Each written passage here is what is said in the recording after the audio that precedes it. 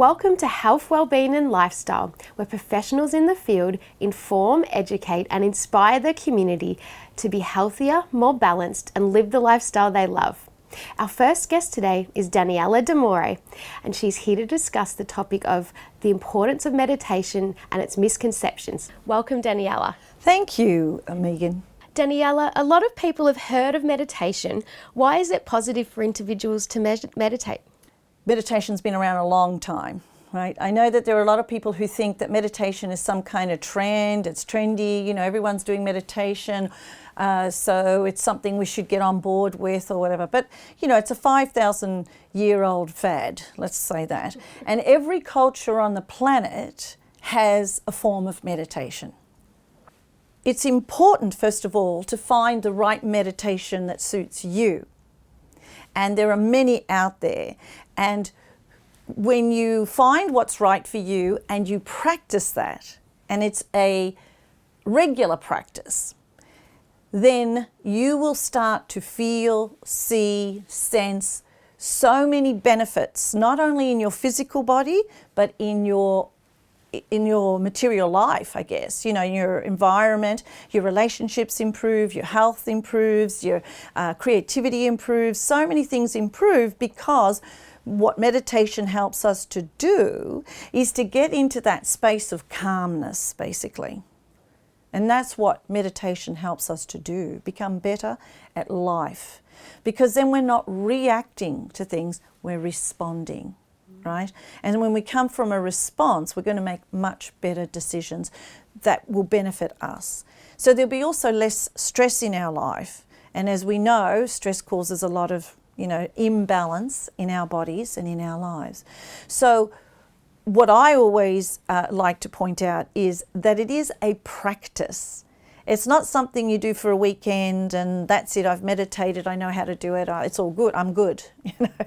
No, meditation is something that is important to incorporate into your, if not daily life, at least weekly life. So that over a period of time, it does become something that is very much a part of your routine, and consequently, as I said, over time, you will see the benefits of that. Not only see it, but reap the benefits of that, right? Because, you think about the cultures that meditate every day, for hours of a day. Well, they're doing that for a lifetime. You would think by now they'd be pretty good at it, But no, they keep doing it. And why is that? Why is it that they keep doing it? Because it's a practice. It's not a religion. It's not a philosophy. It's a practice. And the reason why we practice is because there's always somewhere deeper to go within ourselves. And the deeper we can go, the deeper we're going to learn about who we are, who we truly are, which means what are our core values? What are the things we like and dislike? How am I feeling in this moment? How am I responding in this moment? So that you can ask yourself all the right questions to then, as I said, make healthier choices. Daniella, although a lot of people have heard of meditation, it appears that there's a few misunderstandings around it. Oh yeah, there's a lot of misconceptions around meditation. And if you Google what is meditation, 1 million, 2 million sites will come up telling you what meditation is and what the benefits of meditation is, because there's many, many of them. They use meditation for a lot of health benefits, mental issues, just a healthier, balanced lifestyle. However, there are many people out there, they create these excuses because they believe they're not good at meditation, or meditation is a religious thing and I'm not religious. I don't want to do mantras. Well, you don't have to do mantras, I don't want to sit still for that long, or I can't sit still for that long. My head doesn't stay still. I can't sit and meditate because, I overthink. All the more reason to do it, right, first of all. And other people, well, I'm not well, or I don't have the time. Don't have the time is a big one. So if you can't find 15 minutes in a week to meditate, then you're not really taking care of yourself, right? So these misconceptions, because as you know, in life, we conceptualize everything in life, right? Everything we believe, our beliefs are based on concepts that we have believed. I mean, I recommend at least 15 minutes a day, which is what I try to do personally. And some days I'll do 15 minutes. Sometimes I do an hour. depending on what I have, and sometimes it's 5 minutes. And the other concept, the misconception about meditation is that you need to be sitting. No, people meditate when they're doing something they love. So a lot of times when people are gardening, for example, you know, whenever you're in the moment and you're really connected to what you're doing, like, you know, men who tinker away at cars and the hours go by, or it can be even while you're washing the dishes, you know, you're just washing dishes and there's nothing in your mind, you know, or you're just there with the dishes. That's meditating. That's mindful meditating. Because mindful meditating is you are absolutely aligned with the moment. And you are completely aware of what is happening in the moment. So you're aware of everything you're doing, but you're not connected or you're not attached to anything that's happening. For our viewers at home, Daniella, what can they do straight away to start their meditation journey? Well, right away, all they need to do is just sit, you know, find a quiet moment in the day, and all they need to do, and if they want to play music, that's fine too. You know how some people like to have some nice gentle music behind. But the main thing is, if you can sit even for 5 minutes, and all you need to do is just focus on your breath. That's all. Now, thoughts may come in. That's okay. They're supposed to be there. Our minds never stop. We're great thinkers. Sometimes those are good thoughts and sometimes they're not. But just focusing on your breath and just saying to yourself when a thought arises, that's okay. It's okay that you're there. But right now, I'm just focusing on my breath. So you're always bringing the focus and the attention back to your breath. And if you can just start doing that 5 minutes a day, or throughout the day when you're going for a walk, because there are walking meditations as well. And that's about being totally conscious of how your feet touch the earth or how you're walking, how your body is moving. Daniella, that's such wonderful, fantastic information. Yeah, thanks. Thank you so much. Oh, my pleasure. If you'd like to know more about Daniella and the importance of meditation, please go to her webpage on our website, healthwellbeingandlifestyle.com.au. And after the break, we'll have another interesting guest with another interesting topic. Stay tuned. After the break, psychotherapist specialising in hypnotherapy, Julie Makin, will be exploring whether rejection is sabotaging your self-esteem.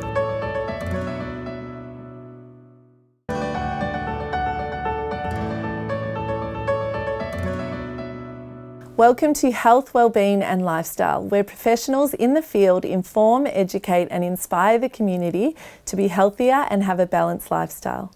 Our first guest today is Julie Makin, a psychotherapist specialising in hypnotherapy, and we will be exploring whether rejection is sabotaging your self-esteem. Welcome, Julie. It's so great to have you. Lovely. Thanks very much for having me. So what is rejection? Okay, so rejection is a feeling that we get within our bodies.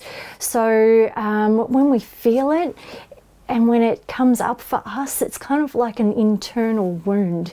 And when it's touched, when something happens to us within our environment and that wound is touched, it really hurts. It really, it's painful. That can also trigger the brain's same process. So that might trigger that feeling in the body, that pain and hurt within the body. So it is actually felt as a physical pain. And what is self-esteem and how is it impacted by rejection? So self-esteem, a lot of people actually seem to get confused between confidence and self-esteem. And confidence is confidence in abilities. So when you're a fantastic cook, you're great in the kitchen, but take you out of the kitchen and put you in, to be a car mechanic, and all of a sudden you're not so good. You're not going to have confidence there, but you have confidence in the kitchen. Self-esteem is about how you value and perceive yourself. It has to do with the stories that you tell yourself.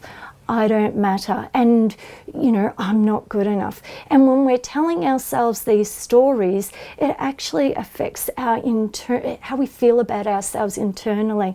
And when we feel about ourselves that way internally, our body language changes, our energy changes, and it affects the way not only you perceive yourself, but how others treat and perceive you.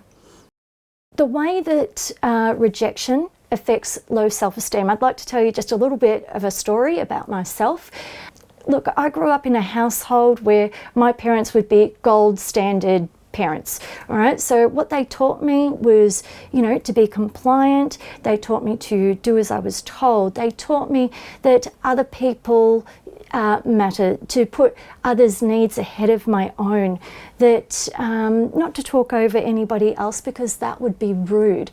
But in actual fact, what they were teaching me was that I don't matter, to put everybody else ahead of me.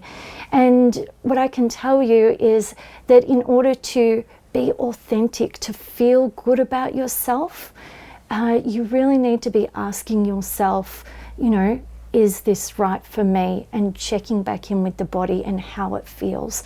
Find that reconnect with the body. I grew up with IBS. So I really started to notice it back in high school. I had this mass bad pain in my gut. It was seriously like a 9 out of 10.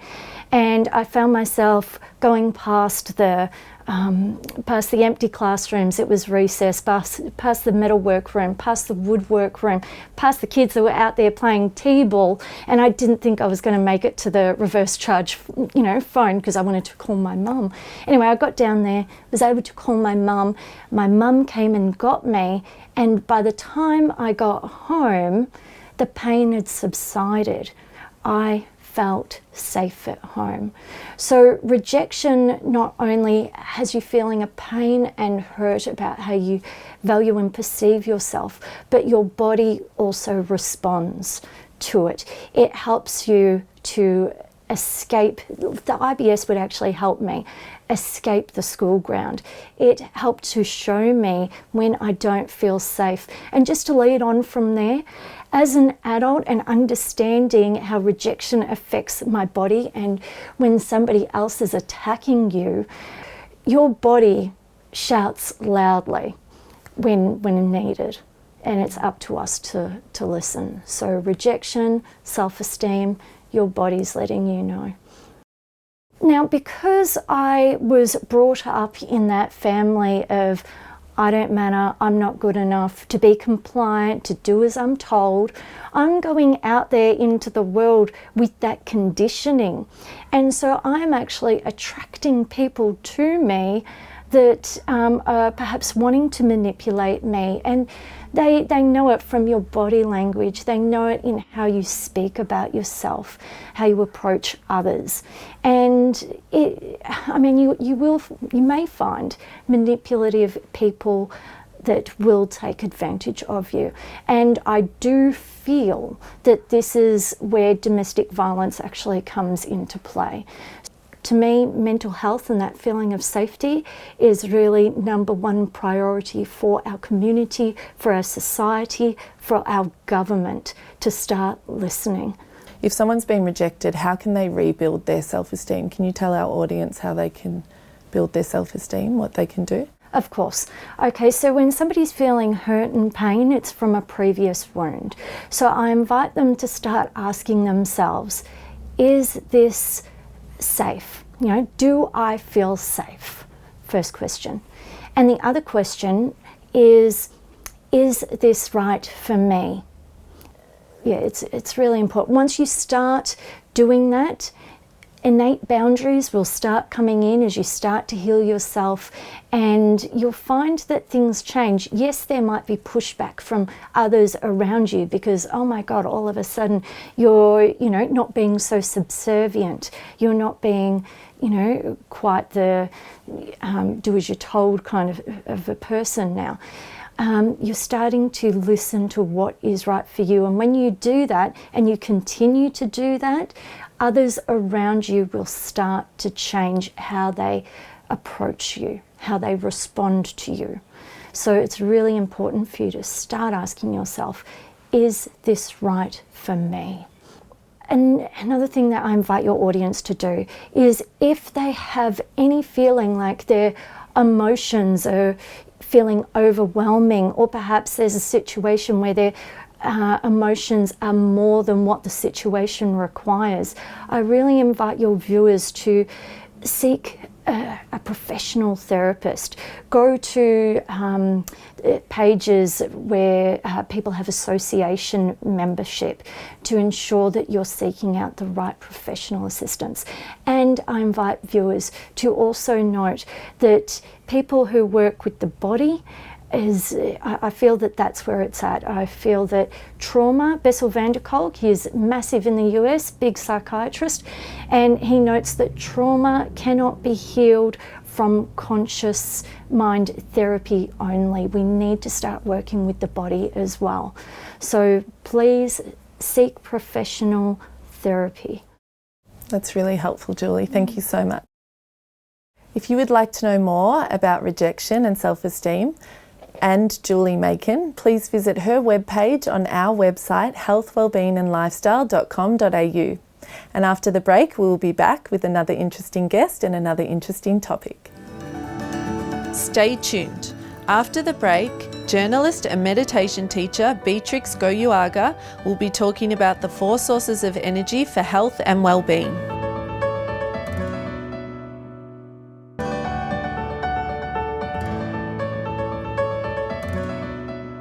Welcome back. Our third guest is journalist and meditation teacher Beatriz Goyoaga, and we will be talking about the 4 sources of energy to improve your health and well-being. Welcome, Beatriz. It's so great to have you back. Thank you very much. I'm now very much part of the program. So please tell me, what are the 4 sources of energy? I tell you, I've lived sitting on that chair for a long time, interviewing presidents, getting up at 4 in the morning, covering countries in war, being in Afghanistan, stressful, and my energy level was so low, very low. And so, I just couldn't sleep well, and I demanded many things from people, and I was impatient, and I had all the side effects of stress.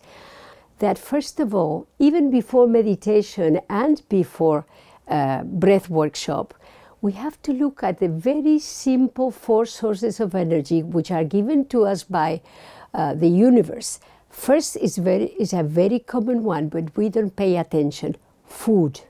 First is food. Second one is rest. Third one is breath.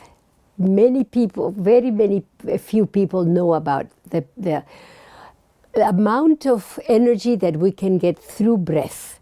And the last and fourth, and not the least, the last but not the least, is a happy state of mind. When you're happy, your energy goes up. And within the last one, the happy state of mind, meditation comes in. Food, we think that we are the garbage collector. No, our body is a precious tool that has been given to us. We should not only respect our body, our needs, and feed the body properly, because we're feeding the body any garbage. Fresh food, many vegetables, many fruits. I mean, in Australia, you have everything, fruits and vegetables and freshly cooked food. That's the main thing. Look after your food. And then also look after your drink. 1 glass of wine, 2 fingers of wine, that's okay, it's good. So watch what you drink and drink a lot of water. The doctors are very happy with me because in the Art of Living we teach people to drink between 3 and 4 liters of water every day. So important to drink. The body needs a lot of water and we don't drink enough water. The second one is rest. And resting is not sleeping. Resting, I mean, even if you just take 15 minutes in between work, take 15 minutes to do nothing. And nothing is nothing. People don't know anymore. They go to the beach, they take Netflix. They go jogging and they take the earphones. Resting, give the mind a break. In meditation, you also give the mind a break, but that comes last. Third one is breath. With the breath, you can control your mind, you can control your emotions. Every emotion that the mind produces has a different pattern of breath. When you're very stressed, how do you breathe? Like this. When you're very tired, zero energy. something is contracting. When good news, your energy expands, and when you are down, contraction. So this is just to tell you how important breath is for the control of emotions, because fear is an emotion, anger is an emotion. You use your breath and you can increase your level of energy tremendously. And then the last source of energy is a happy state of mind. Can I ask you something? Who is responsible for your happiness? Me. But we are very keen in saying, my dog has to make me happy, my boyfriend, my husband, because of my children I'm not happy, because of the money I'm not happy. What? It is my responsibility to be happy no matter what. In this fourth source of energy, which is a happy state of mind, is meditation. If you're able to reach deep meditation, 20 minutes of deep meditation is the equivalent of 3 hours of good, deep sleep. So include your meditation in your happy state, because when you sleep well, oh, what a nice sleep I had. So if you look after these 4 sources of energy to begin with, which source do you think is the most important? Which one would you say, if I said, okay, of the 4, I want to choose one for today to do, which one would you suggest? One goes to the other. You cannot eat well and not sleep proper. Yeah, you have to respect the 6 to 8 hours that the body needs. Yeah, and the main one is meditation and the breath. The breath work every day. I brush my teeth, I wash my body, I sit and I brush my mind. I wash my mind. My energy level is high and I come out prepared. If somebody crosses my car with another vehicle, I don't shout, ah! I just go, my goodness, this guy must be so tired. And I'm more patient. So I would say all of them are very, very important. But if I had to choose, I would do nothing I'll do before I do my breath and meditation. I don't leave the house. If I have to fly, if I have to go to a funeral, if I have to visit my in-laws, I go first for my breath and meditation, and then my life is much, much better because my energy is high and I cannot change my surroundings. I can't change that, but I can change myself. I can be strong, cool, calm, and collected through breath and meditation. I am still the same housewife, the same journalist, the same athlete, but now I am a more tranquil and happier woman. So what tips would you have for our viewers now? What should they do to work with their breath and meditation? My first tip is do not postpone, procrastinate. Start today. Start looking at your diet today and do some exercise, do some yoga, do some running. Jogging is for free. You don't need to pay the gym. Do something with your body. And also start finding out the benefits of the breath. I climbed the Everest twice. Once from Tibet and one from the Nepali side. And my breath had to be very good, I tell you. It has to be very good. You need training. But you train yourself for your family, train yourself for your office, for your job, for the traffic, for the issues of everyday life. And I tell you, it is a before and after.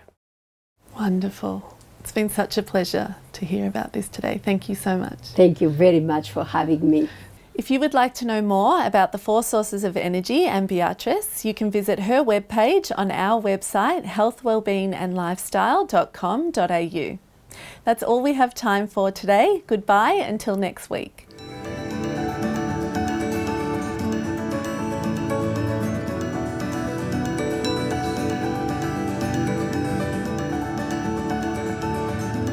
If you'd like to know more about our show, please like us on Facebook, follow us on Instagram and subscribe to our YouTube channel.